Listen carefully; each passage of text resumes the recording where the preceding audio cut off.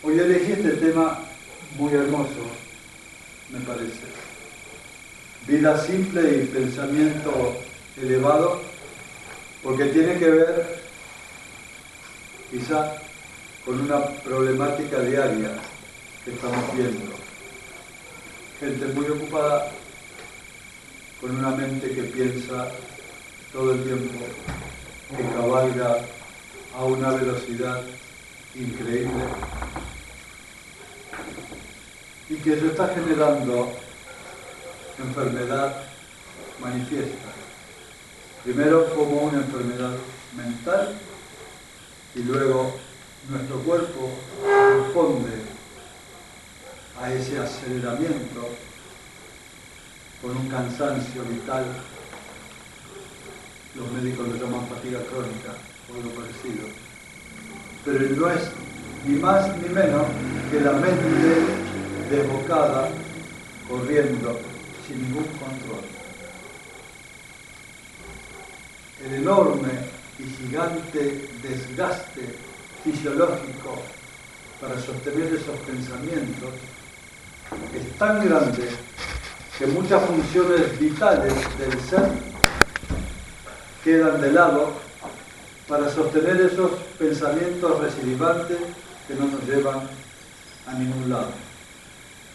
Por eso se me ocurrió ensamblar este taller o esta charla, este encuentro, con este título: Vida simple y pensamiento elevado. Fue allá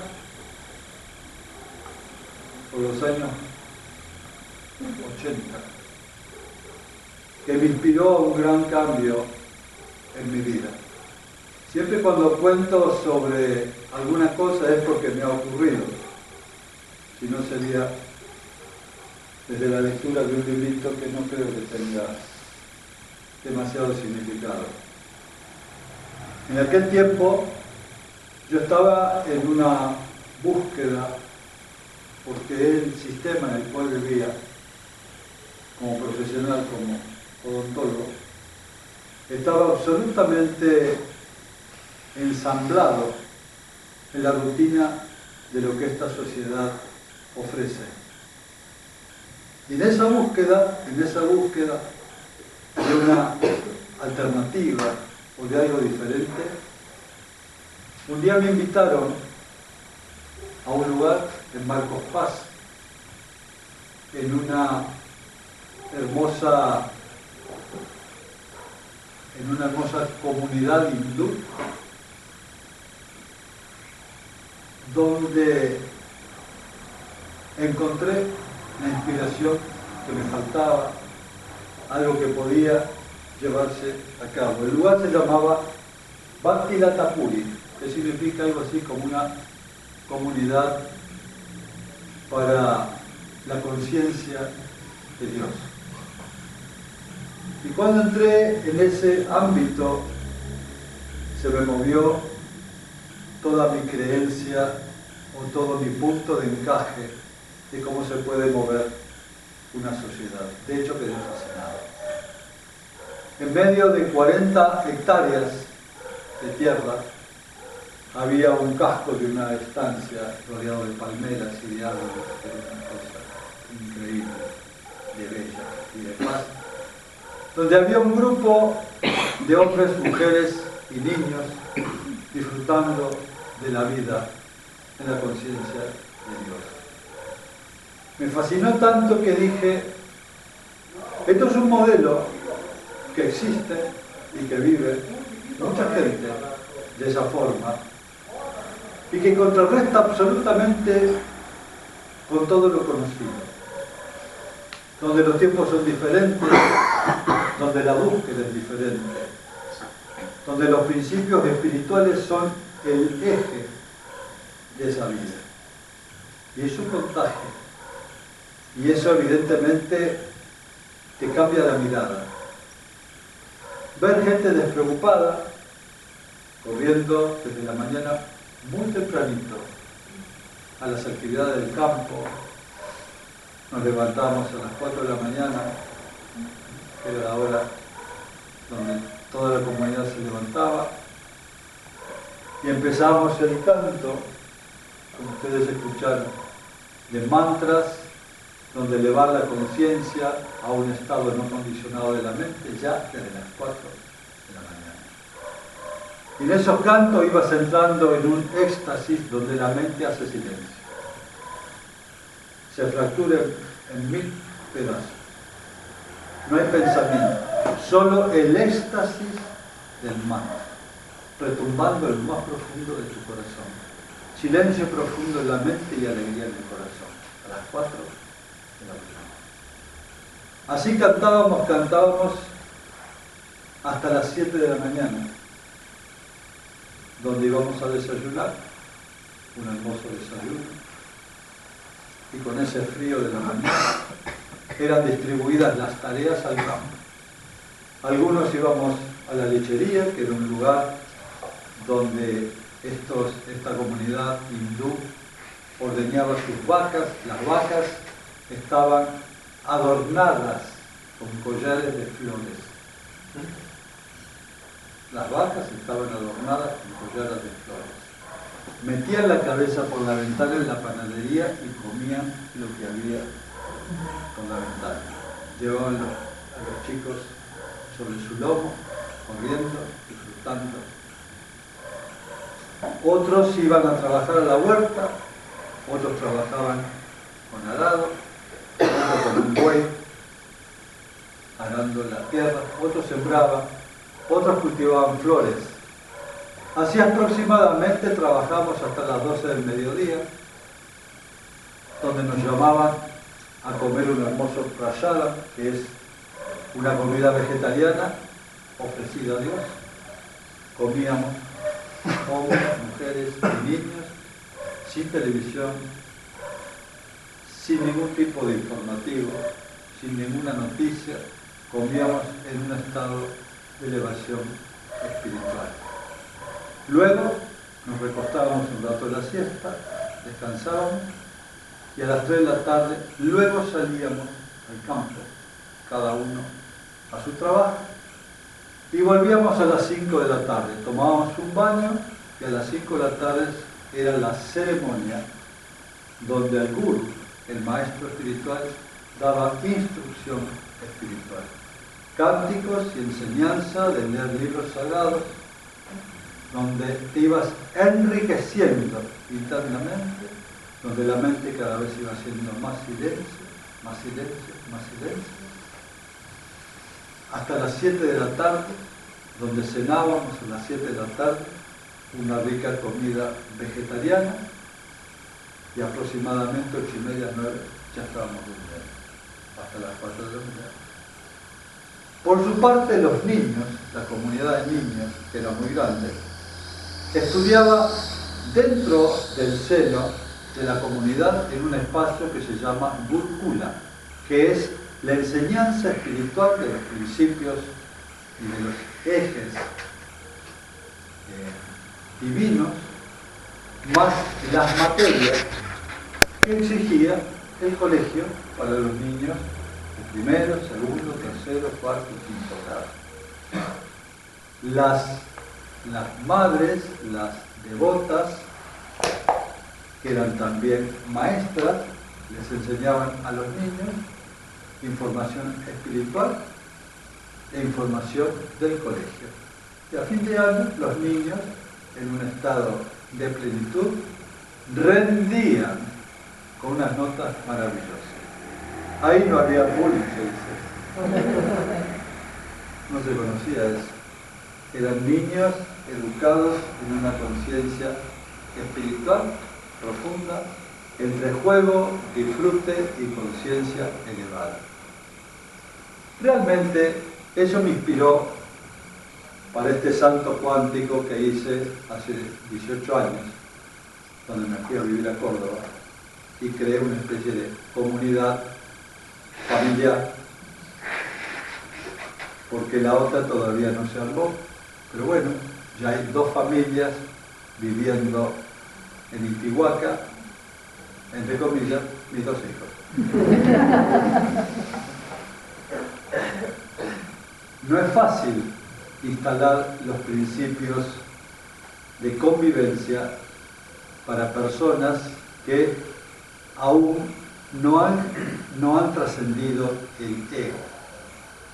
Para vivir en una comunidad de acuerdo a unos principios totalmente diferentes, tenemos que sortear un elemento que se llama ego, la personalidad, la conciencia que está abarcada en el pasado, en el tiempo, que incluye al cuerpo físico, emocional y mental.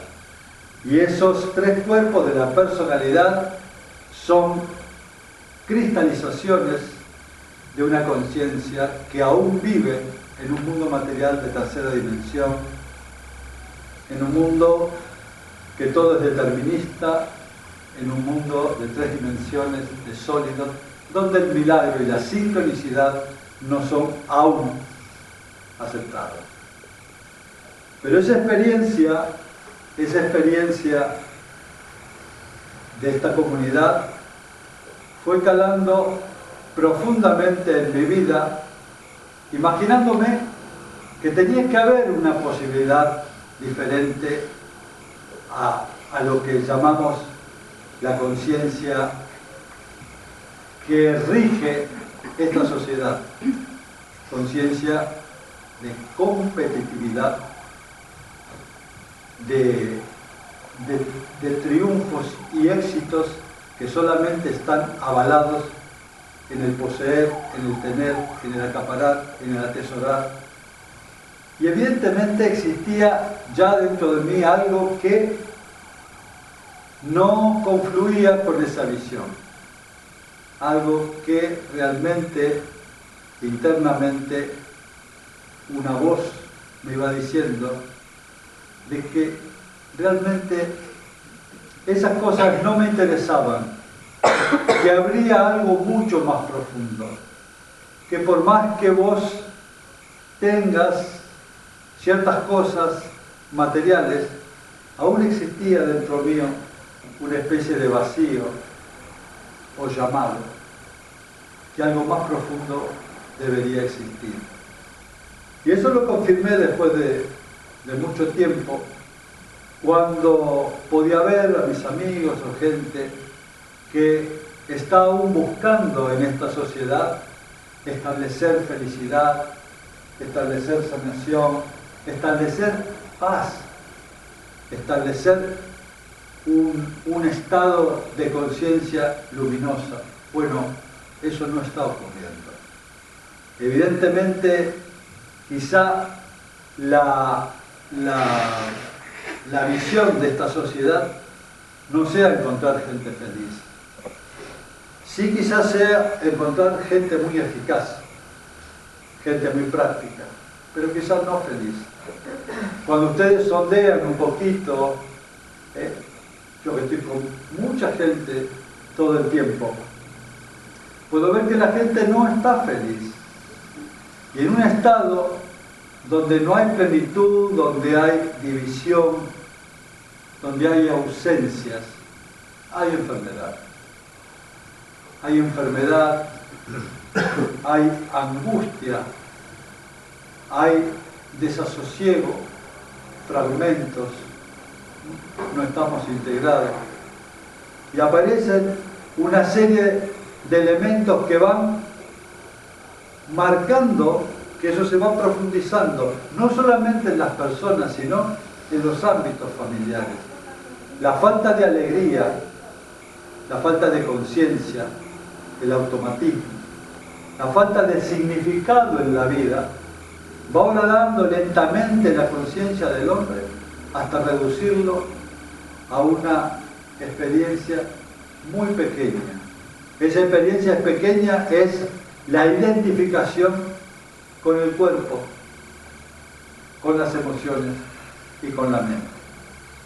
Y absolutamente ignorando aquello que realmente somos. En esa comunidad recuerdo que había un dibujo muy hermoso de una página del Bhagavad Gita no sé si conocen el libro sagrado de India, donde había un carro tirado por 5 caballos, vieron esos carros de guerra antiguos, y el auriga es el jinete. Y yo me quedé extasiado viendo a este jinete subido en un carro de guerra tirado por 5 caballos. La pintura era muy, muy hermosa. Y entonces me puse a pensar cuál era el significado de ese jinete, que de hecho era Arjuna. En la mitología o en la historia de India, el señor Krishna, la suprema personalidad de Dios, le dicta a Arjuna, su discípulo guerrero, el Bhagavad Gita, 700 versos antes de una batalla. En horas le dicta 700 versos que componen el Bhagavad Gita. Y ese guerrero estaba mostrándome una dualidad. ¿Qué significaba el carro? ¿Qué significaba el guerrero? Entonces me di cuenta que el carro es nuestro cuerpo físico, emocional y mental, la personalidad. Y los 5 caballos son los 5 sentidos: el tacto, la vista, el oído, el gusto y el olfato. Esos 5 sentidos tiran del carro para cualquier lado. Es lo que nos lleva a nosotros en la vida, los sentidos, hacen una impresión enorme en nuestra conducta. Y nos van llevando por la vida por aquellos vericuetos, cuando el jinete, el auriga, no está consciente. Y la otra visión era la del jinete, que comandaba ese carro. ¿Y quién era ese jinete? ¿Quién? No era la mente, era el ser. Porque la mente era el carro y sus jinetes. ¿Se entiende? Y el ser espiritual, la divinidad que nos habita, la infinitud, algo que nunca fue creado, la eternidad encarnada en este cuerpo, era el jinete. Cuando el jinete está, ese carro va en dirección hacia la luz. Cuando el jinete no está, los 5 sentidos nos llevan de un lado a otro, nos arrastran sin conciencia a los laberintos más difíciles, donde más nos cuesta salir. Entonces, hay 2 posibilidades. O nos identificamos con el carro, la naturaleza emocional, mental y física, o nos identificamos con el jinete, que es nuestro ser real. Entonces podemos vivir de 2 formas diferentes, según con aquello que hemos soldado nuestra identificación. Y hay miles y miles de personas que viven con la identificación del carro. El carro vendría a ser la estructura de nuestra mente atrapada en un cuerpo y en un mundo de emociones, llamado también el cuerpo del dolor. Y una vida vivida desde ese modelo, desde ese lugar, desde esa identificación, ¿qué es lo que trae? El perfil que lo define. Y el perfil que define la identificación con el carro es el miedo. Es el miedo. El miedo a perder. El miedo que está generando un estado de carencia todo el tiempo. Está generando un estado de carencia, de necesidad siempre del otro, del otro, del otro, del otro. Es una vida, escuchen, de sobrevivencia, que necesita tener, poseer, atesorar, porque eso genera una especie de seguridad absolutamente falsa. Pero pareciera que al identificarse con las posesiones materiales, títulos, elementos, cosas, casas, propiedades, autos, que eso significaría una especie de seguridad que nos puede proteger.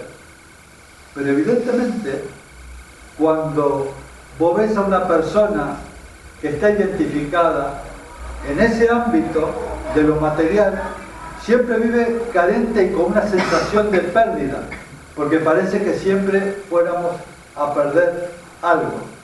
Entonces, la identificación con el carro, con lo material, hace que nos volvamos acaparadores y fijemos nuestra salvación a través de la posesión.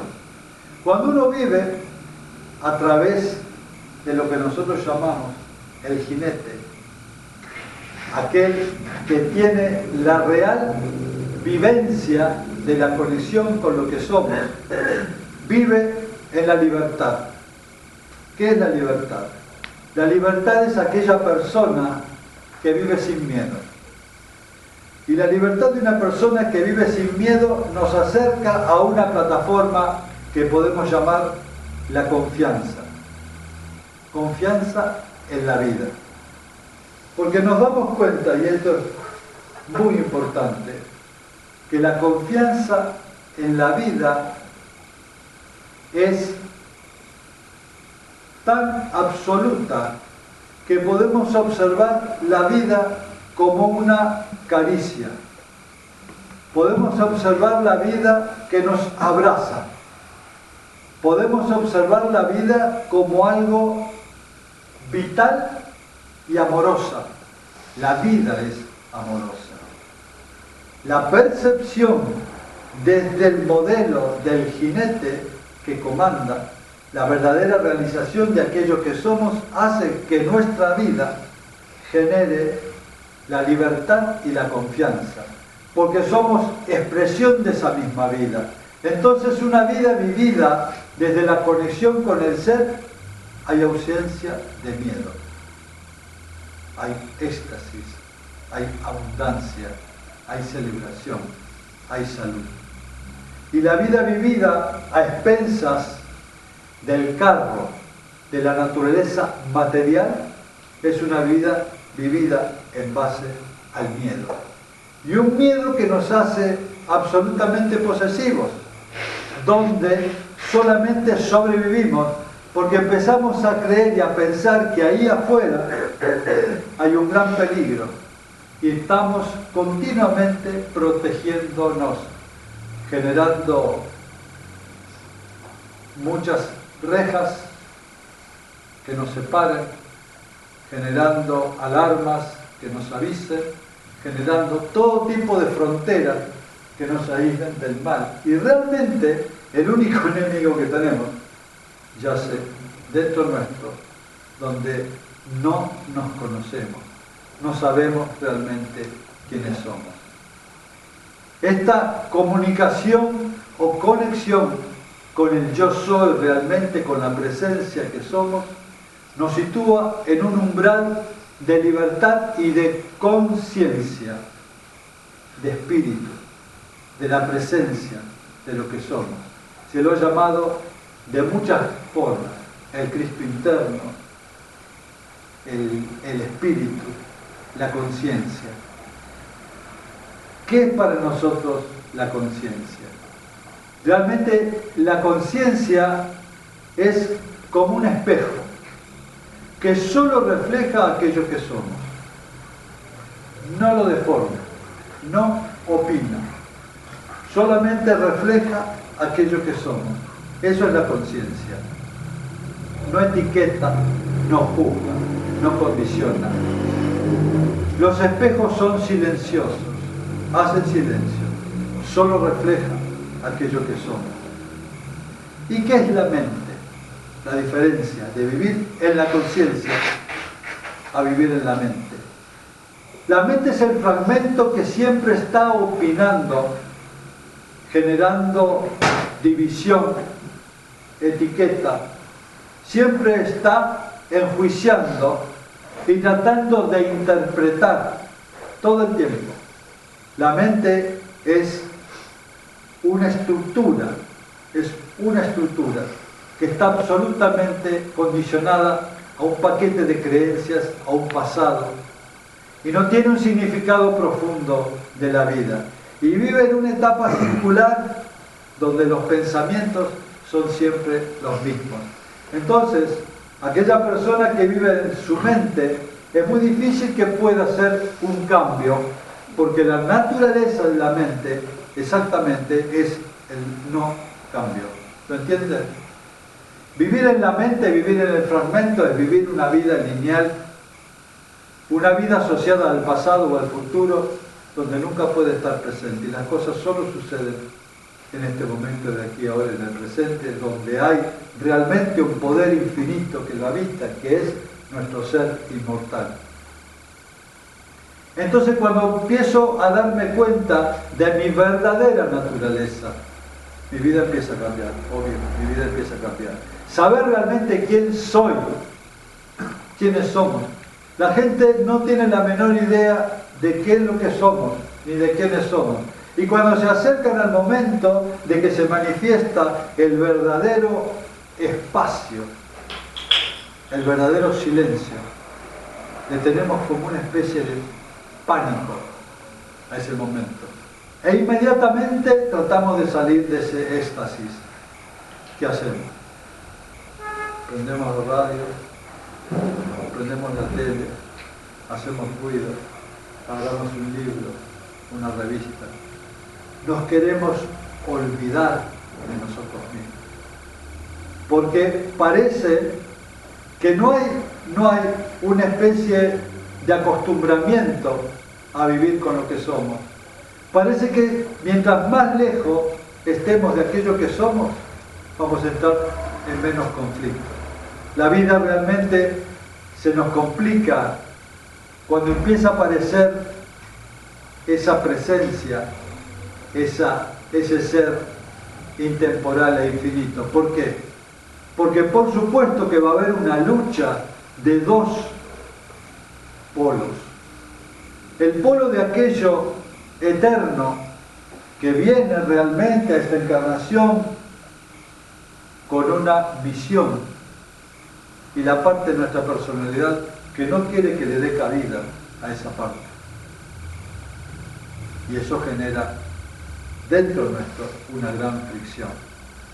En la parte del crecimiento espiritual que todos los místicos han llamado la noche oscura del alma, que aquellas personas que están en la búsqueda seguro que habrá pasado por esa experiencia.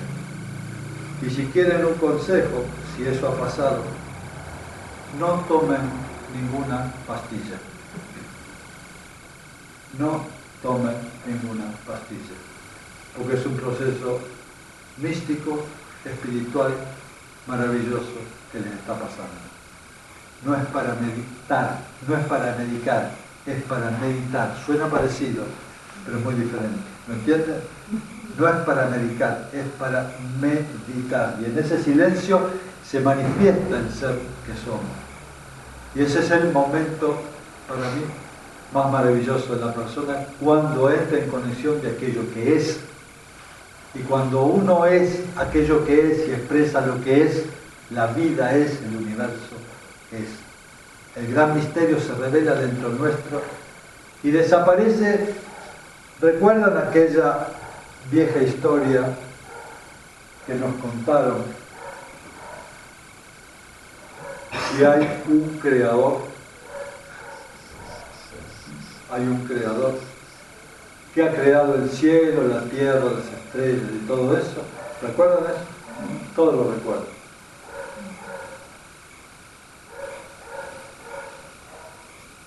Y solo esa creencia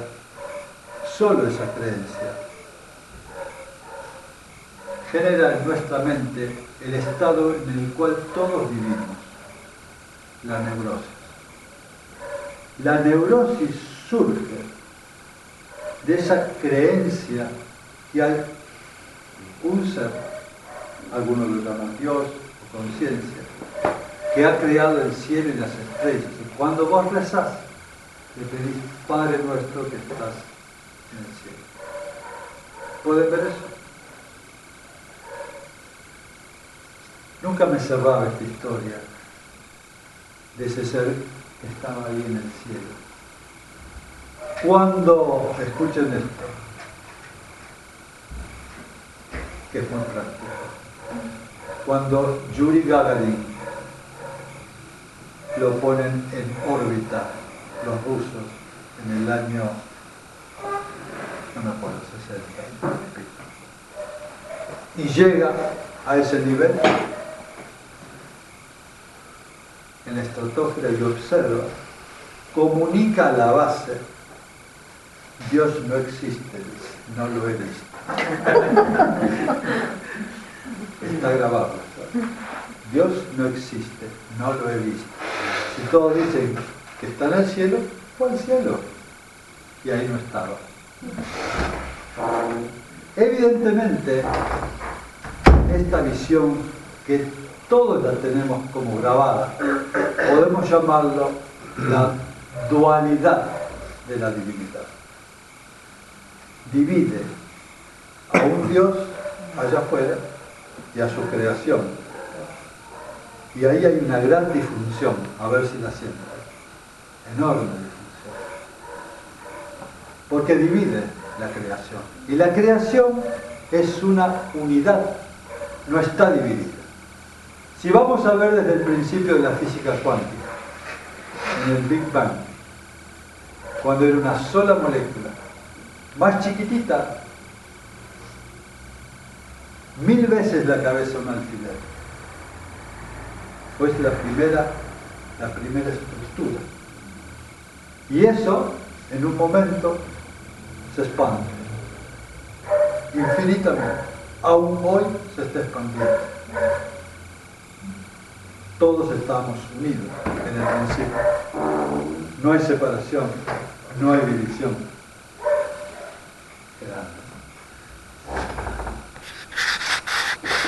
¿Pudieron llegar? ¿Que venían caminando? No venían en el carro.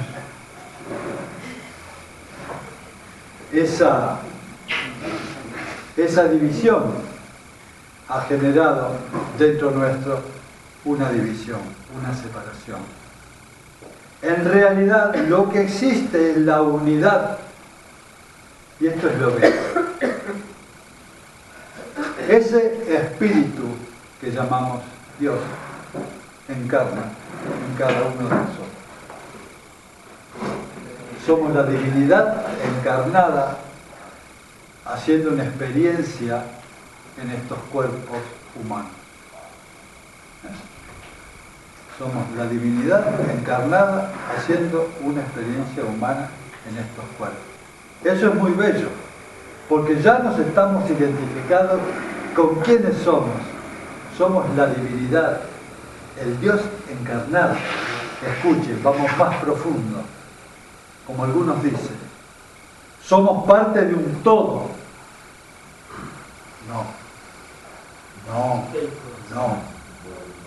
No somos parte de un todo.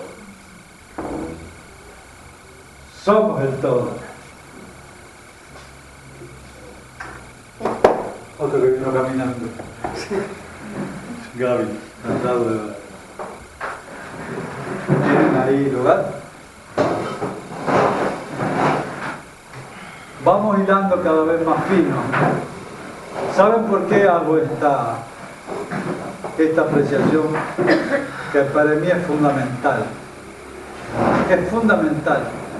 Porque es reivindicar al Dios vivo que habita acá. El Cristo interno, como ustedes quieren llamarlo. Es esa experiencia divina que está aquí adentro. Cuando somos conscientes de la divinidad que nos habita, cuando somos conscientes de la divinidad que nos habita, somos eso. Nos identificamos con el Dios vivo que somos. Ahí aparece, en el afuera, en todo lo que existe. Qué lindo. Bienvenido. A ver si tenés ahí una sillita, chicos, para Isabel.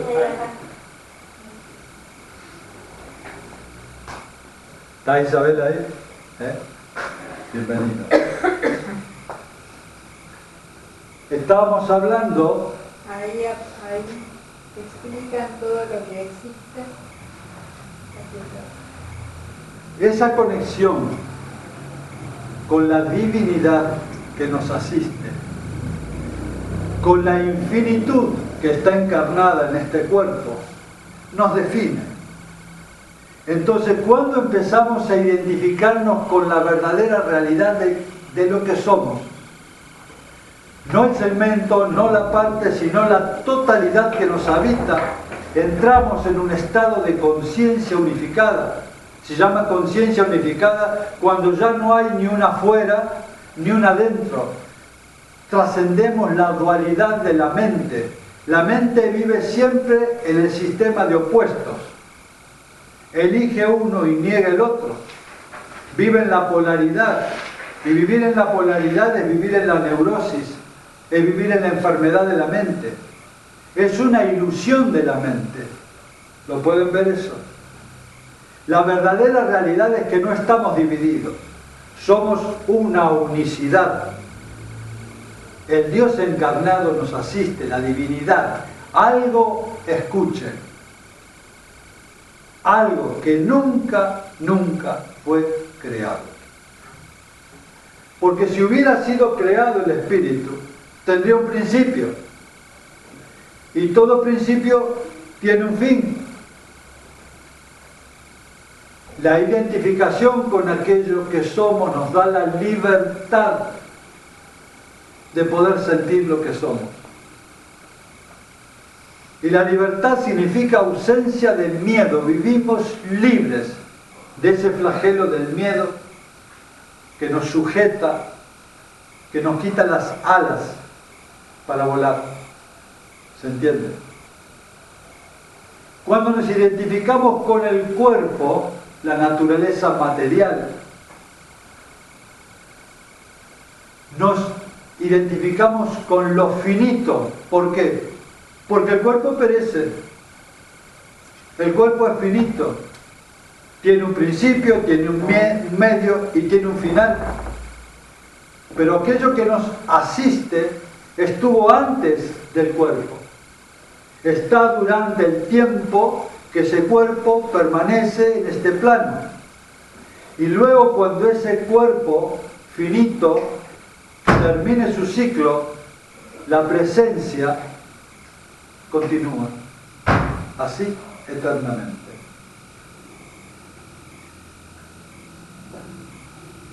Entonces, estamos en un umbral de elección, en un momento de profunda trascendencia, en un momento de poder decidir a esta altura de nuestras vidas qué tipo de vida, bienvenidos chicos, qué tipo de vida queremos vivir. Y lo podemos elegir.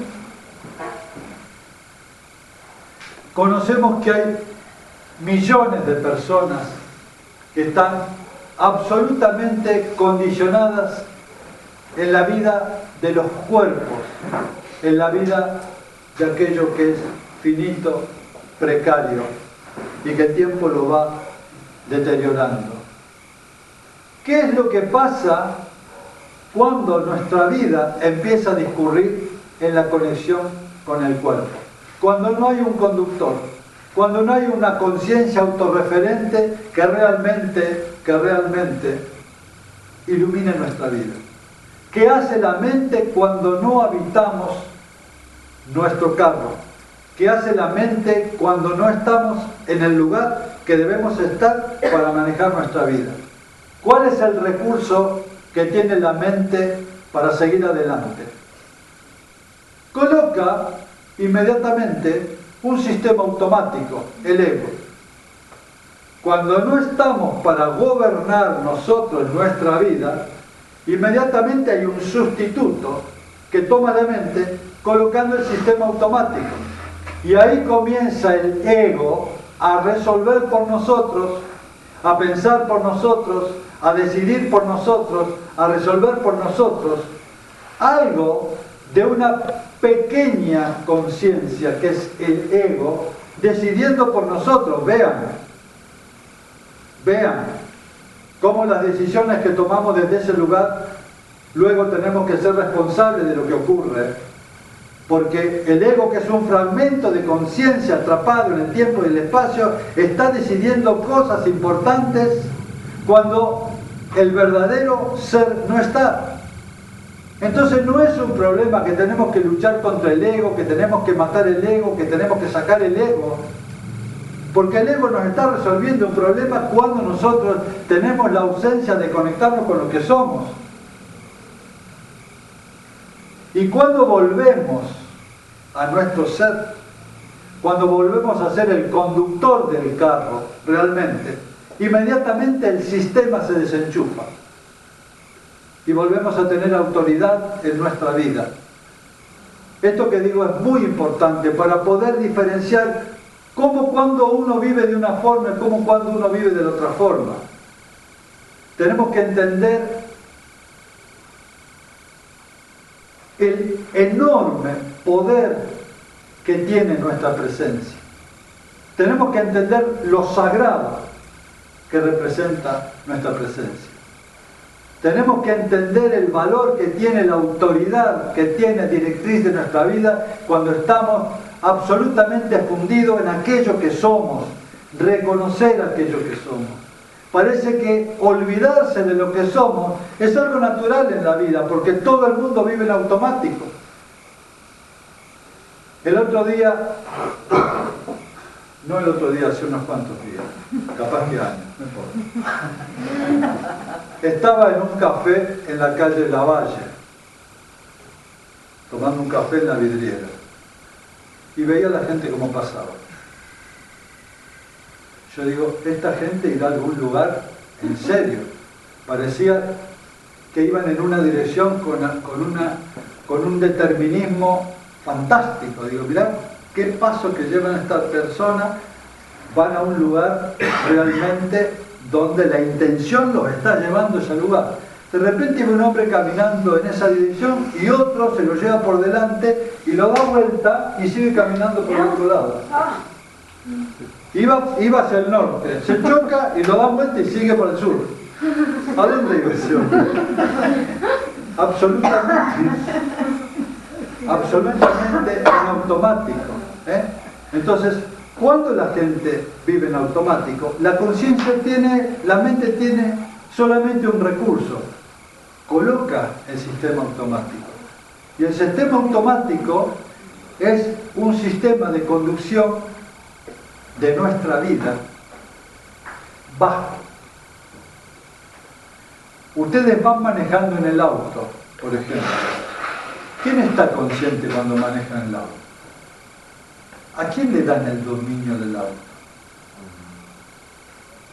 Manejando grave. Es grave.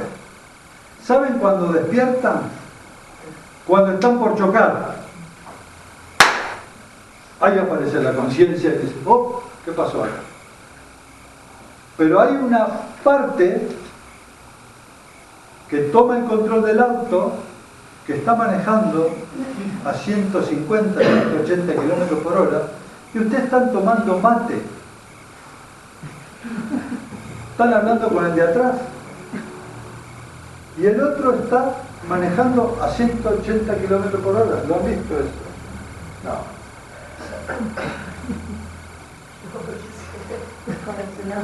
Pueden ver la locura, ¿no? Van vidas ahí adentro. ¿Por qué pasan accidentes? Porque la gente no está. Ponen en piloto automático. Pero no podemos vivir en piloto automático porque es una vida muy fragmentada. La conciencia que se ocupa de la conducción del piloto automático es muy pequeña. ¿Por qué es muy pequeña? Porque es una parte que está estructurada y condicionada en un sistema de creencias, en un pasado que ha vivido y que ha incorporado esa forma de vida, y esa forma de vida que fue de mi abuela, de mi abuelo, de mi tatarabuelo, se repite, y yo estoy haciendo exactamente las mismas cosas, repitiendo la misma historia. una generación, otra generación, otra generación y otra generación. Y no hay avance. Cuando desenchufamos el piloto automático es cuando realmente empezamos a gobernar en el centro de nuestro corazón nuestra verdadera vida. Entonces, elegir una verdadera vida de conciencia es entrar en un umbral que yo elegí para mostrarle una vida simple y un pensamiento elevado.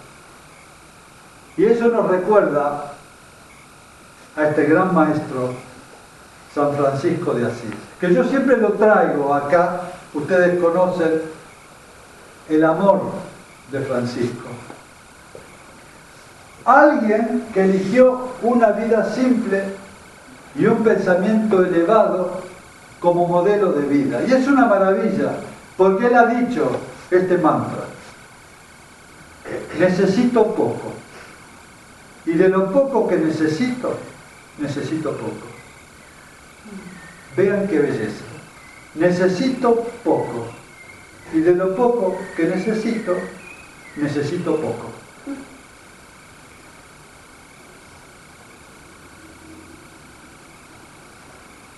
La vida de Francisco fue un ejemplo de desapego.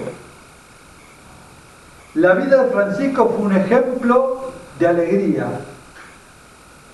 de renuncia a lo que me pesa, a lo que me posee, a lo que tengo que cargar. La vida de Francisco fue un ejemplo de una vida simple y un pensamiento elevado. Era un hombre feliz y era un hombre que predicaba la espiritualidad dentro de un contexto de una inmensa alegría y una inmensa sencillez. Dice San Juan de la Cruz: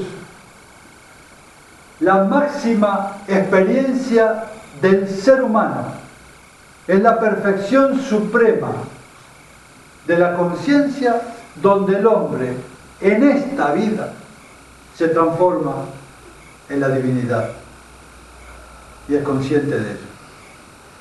Palabras de San Juan de la Cruz. Está diciendo que en esta misma vida que hoy vivimos, en este cuerpo, la mayor perfección de la naturaleza del ser es expresar al Dios vivo que somos y transformarnos realmente en la experiencia divina. Estos maestros nos están enseñando que esta encarnación, este cuerpo humano que hoy tomamos, está preparado en su proceso de evolución para mostrarnos ese designio de transformarnos realmente en aquello que somos. Somos la divinidad encarnada haciendo una experiencia en estos cuerpos humanos. Y estos cuerpos humanos duran muy poquito tiempo. La experiencia humana es muy cortita. 70, 80, 90 años. Dentro de la eternidad, imaginen lo que son 80, 90 años. Es un pincelado. Y en esa fracción de tiempo tan pequeña, estamos cualificados, si tenemos una vida consagrada a lo que somos, al Espíritu, a transformarnos en esa verdadera naturaleza que nos asiste. Y es una oportunidad que tenemos. Es probable que en otras vidas la hayamos despreciado, pero en esta vida podemos manifestar nuestra naturaleza. ¿Y qué nos define que podamos hacerlo sí o no? La identificación. ¿Con qué nos identificamos? ¿Con la naturaleza material o con la espiritual? En el momento que nos hacemos uno con lo espiritual, nuestra vida cambia el entorno, cambia absolutamente todas nuestras condiciones.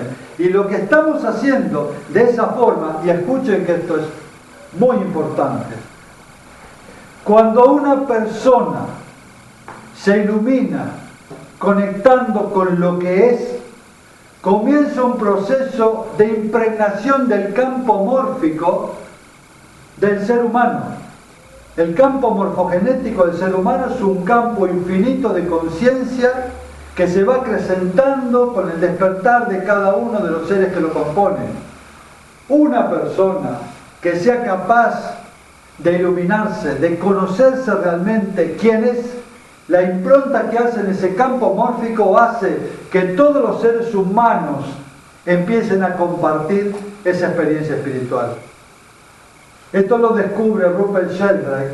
Ustedes saben bien que es el científico que descubre la naturaleza del campo morfogenético, donde hizo una experiencia con monos de una especie, donde un mono en una isla aprende a romper con una piedra una nuez para comerla. Y los monos que estaban en otra isla lejana a ellos, inmediatamente y simultáneamente que el mono aprende a romper con una piedra la nuez, ellos aprenden también. ¿Qué es lo que hizo ese mono? Impregnó el campo cuántico de la conciencia de todos esos monos y simultáneamente, como lo aprenden, lo aprendieron todos. Bueno, el ser humano tiene esa condición. Quiere decir que si en este momento estamos, como estamos, todos reunidos, bajo una búsqueda de despertar espiritual, y cada uno en su momento y en su forma, está elevando su condición, se está transformando de aquello que vino de acá afuera al que está escuchando y sintonizando con este grupo y con esta charla y con esta energía y con el linaje de seres que andan girando angélicos acá, está elevando su condición espiritual, su conciencia, y lo que está haciendo trasciende el lugar, porque estamos impregnando el campo morfogenético de millones de personas. ¿Qué le parece si hubiera mucha gente haciendo lo mismo? Acá, allá.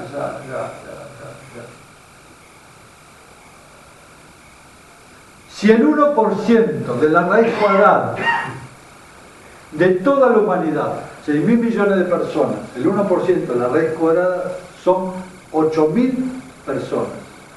Si 8.000 personas, esto es teoría de conjunto, matemática, si 8.000 personas sincronizadas en tiempo y espacio elevan su vibración a un campo de conexión infinita, de coherencia infinita, cambiaría todo el contexto de la conciencia del hombre. Si 8.000 personas en el planeta se pusieran de acuerdo en tiempo y espacio de elevar su condición espiritual, cambiaría la masa crítica de toda la humanidad. Evidentemente no estamos tan lejos. Ocurre que no nos tomamos muy en serio esto, porque hay un ego acá adentro, que es muy cómodo, que un día de sol es mucho más lindo estar en el Tigre, en una lancha, que venir a escuchar a este de pelo blanco. Por supuesto, hay miles de personas haciendo esto y me parece fantástico, y hay 20, 30 acá. ¿Qué pasaría si la gente entrara seriamente a considerar que estamos en un punto de inflexión, la raza humana, que si no trasciende, desaparece? Y eso es lo que está pasando. Estamos en un punto de inflexión, la raza humana, que si no trasciende, desaparece. Porque como está el sistema político, el sistema económico, el sistema de enseñanza, el sistema financiero, está absolutamente condicionado por gente que está ubicado en el fragmento del ego, que lo único que le interesa es su propio beneficio y el poder. No hay otra búsqueda. Y esa gente está generando realmente un bloqueo, un atraso en la conciencia humana. Porque generalmente estos grupos son muy fuertes. Pero aún tenemos el espíritu. Aún tenemos la fuerza, la confianza y la fe en el espíritu. Aún creemos, porque si no, no estaríamos aquí, que una vida sencilla y un pensamiento elevado va a ser la conciencia del nuevo ser. El espíritu es el que va a reinar. No los políticos, no los económicos, no esas sociedades, sino la conciencia. Es el nuevo paradigma, la conciencia del nuevo ser, que va a ser la expresión de aquello que somos, la identificación con lo que somos, el espíritu. Entonces, si realmente podemos ver una vida sencilla y un pensamiento elevado, podemos empezar a crear una humanidad paralela al sistema. Escuchen la propuesta. Se puede empezar a crear una vida paralela al sistema. Qué osado, ¿no? ¿Cómo hacerlo?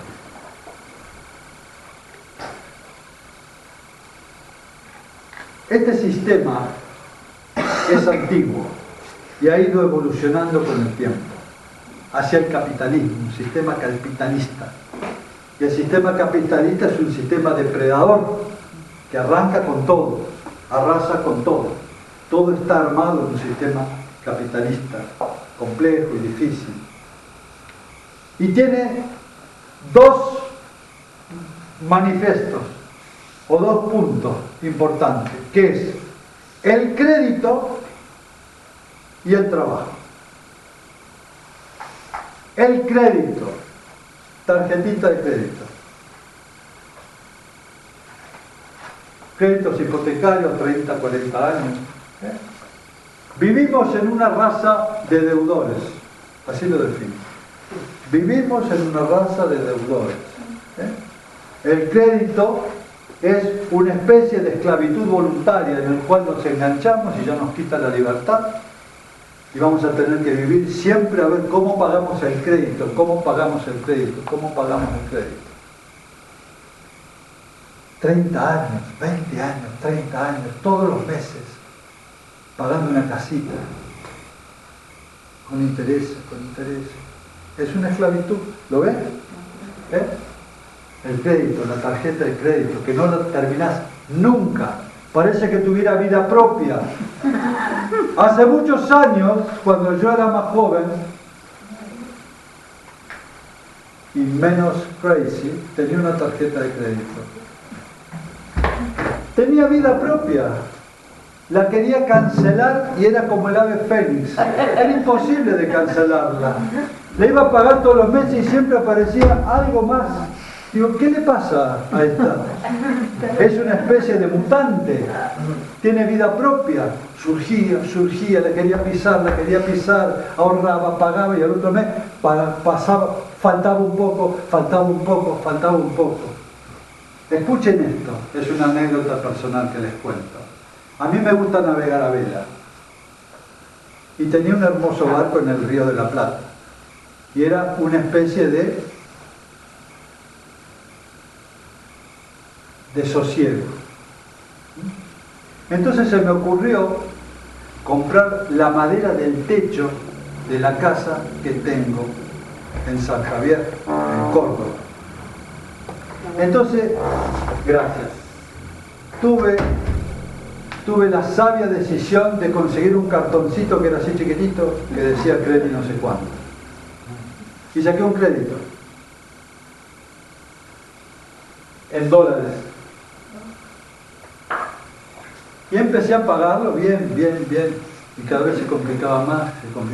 No llegaba nunca. Y los dólares aumentaban.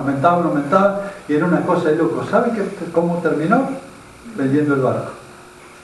Ahí terminó mi experiencia náutica. Tuve que vender el barco, cambiarlo por unos pedazos de madera para hacer un techo. Vean, el crédito, la tarjeta, los créditos hipotecarios, son una especie de pulpo que nos van comiendo. Y el otro, escuchen esto, lo otro es el trabajo. ¿Qué estás diciendo, Nahuam? El trabajo. Escuchen. ¿Creen ustedes que hemos venido a este plano material a ser seres productivos? A producir. La gente lo único que interesa es producir. ¿Ustedes creen que el valor de una encarnación de la divinidad infinita que nunca fue creado ha tomado este cuerpo para ser parte de un sistema productivo? ¿Ustedes creen que es eso?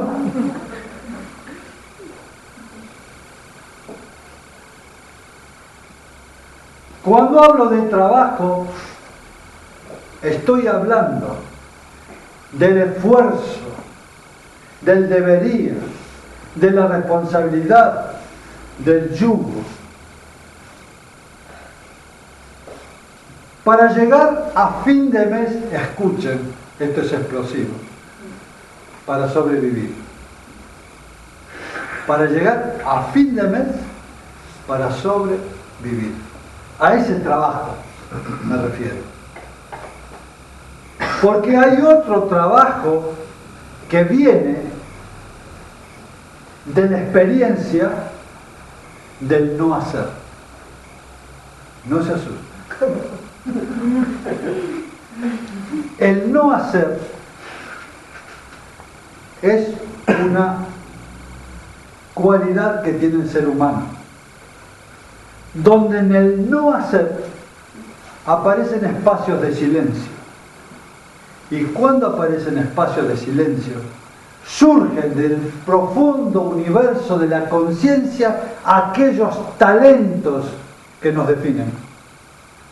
Maravilla de talentos y de dones que tenemos, que cuando estamos en función de la producción, no salen, no hay tiempo. Es toda obligación, trabajo para sobrevivir. En el ámbito del silencio, de la meditación, de la profunda conexión con lo que somos, en ese ámbito surgen los talentos. Y nos damos cuenta que estamos imbuidos de un montón de características maravillosas que nos definen, que las podemos poner en el servicio, y cuando eso sucede, hay abundancia, hay crecimiento, hay alegría, hay celebración, hay conexión, hay totalidad, hay sanación, hay evolución. A eso me refiero. Cuando uno trabaja en aquello que no le gusta, con el tiempo, escuchen, cuando hacemos un trabajo que no nos gusta durante mucho tiempo, solo para sobrevivir, eso nos enferma. Eso nos enferma. Y todos los días están viendo que profesionales brillantes están haciendo cualquier cosa, menos aquellos que han elegido por miedo, por no atreverse, por el sistema. ¿Qué pasaría si en la conexión real de aquello que somos empezamos a manifestar el talento que nos define? Sería maravilloso. ¿Por qué no atrevernos? ¿Por qué le tenemos tanto miedo a un sistema de carencia que el mismo sistema nos impone que el mundo es carente? El mundo no es carente, el universo no es carente. Vean dónde hay carencia, miren las estrellas, miren el cielo, miren el universo, todo es abundancia. Pero si nos creemos que hay carencia, vamos a vivir en un medio de carencia, economía de guerra, y vamos a estar siempre pensando en lo que nos va a faltar. Y ahí generamos miedo, Y al generar miedo se fragmenta nuestra vida, se achica. Y se achican nuestras posibilidades. Entonces podemos empezar a crear entre todos un modelo diferente de vida, más simple, menos competencia y sí cooperación. Menos competencia y sí cooperación. Y si empezamos a encadenarnos en este nuevo modelo, tenemos una esperanza de crear algo diferente. La gente, como no conoce otra cosa, sobrevive, simplemente sobrevive. Llega a fin de mes haciendo equilibrio. Y realmente este tipo de modelo de vida desalienta a cualquiera. Y empiezan las utopías. Escuchen cómo comienzan las utopías a funcionar. Trabajo todo el año, porque sé que tengo 15 días de vacaciones. Ahora me sacrifico. Ahora no soy feliz. Hoy no soy feliz. ¿Por qué? Y porque dentro de un año me voy a poder ir a las Toninas.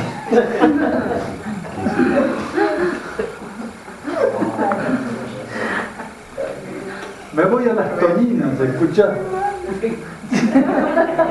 Algunos vamos a San Javier. Un año ahorrando para irte a las Toninas en bondi.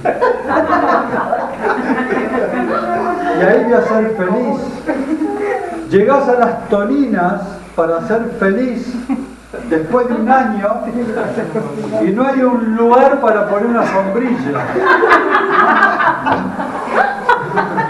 Estás esperando con la sombrilla se levante para ir a comer y ahí atrás venís y clavás tu bandera y por ahí clavás a una persona, no importa. Ese lugar es mío y lo defiendo con toda la familia. Vieron, ponen el mate, la hierba, todo.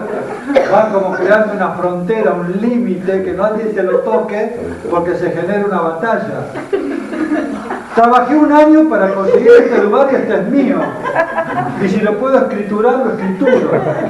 ¿Entienden? Pero esto es mío. Y lo quiero defender. Un año sobreviviendo para 15 días viajando en bondi.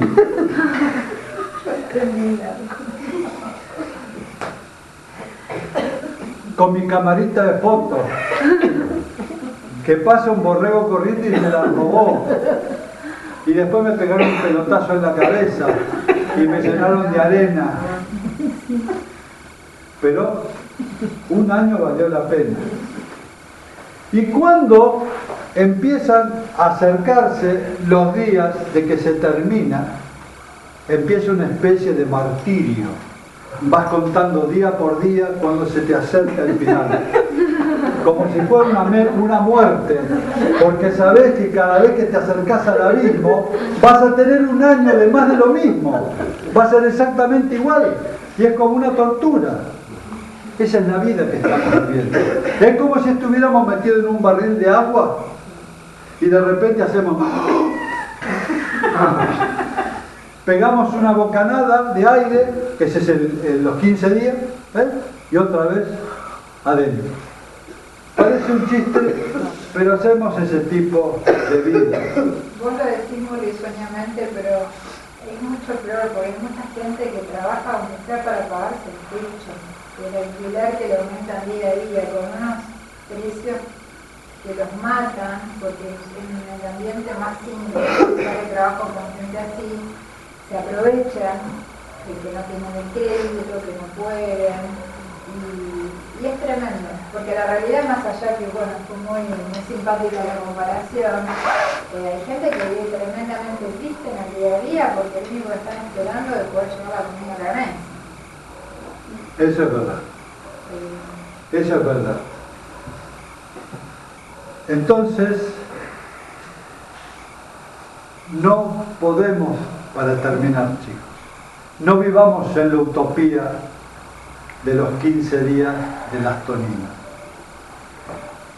Hoy tengo que ser feliz. Hoy tengo que ser feliz. Que es mi única realidad, que es lo único que tengo. Hoy quiero ser feliz. ¿Qué sé yo? Sí. ¿Qué es lo que va a pasar dentro de un año cuando me vaya a las Toninas? Capaz que ni siquiera encuentro ese lugarcito. Te quise una onda a los 6 meses y ¿qué haces? Por eso, ¿Nombraste 6 meses antes? hoy es lo importante que podamos encontrar la felicidad. ¿Y cómo se encuentra la felicidad hoy? Es tan sencillo, que no se necesita ninguna cosa magistral, solo ser aquello que somos y manifestarlo. Somos el espíritu, somos la totalidad, acá estamos presentes. Y esa presencia gloriosa de lo que somos trae beatitud, abundancia, vive el aquí y el ahora, no proyecta, solo vive en ese momento, no juzga, no enjuicia, no compite, solo está. Esa presencia maravillosa de lo que somos crea una realidad de abundancia.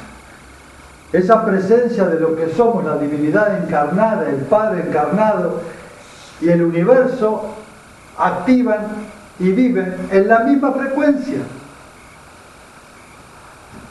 Esto que hablo es una experiencia espiritual, mística, no es psicológica, no es que pensando voy a hacer, no es que pensando voy a hacer, sintiendo voy a hacer, ¿se entiende?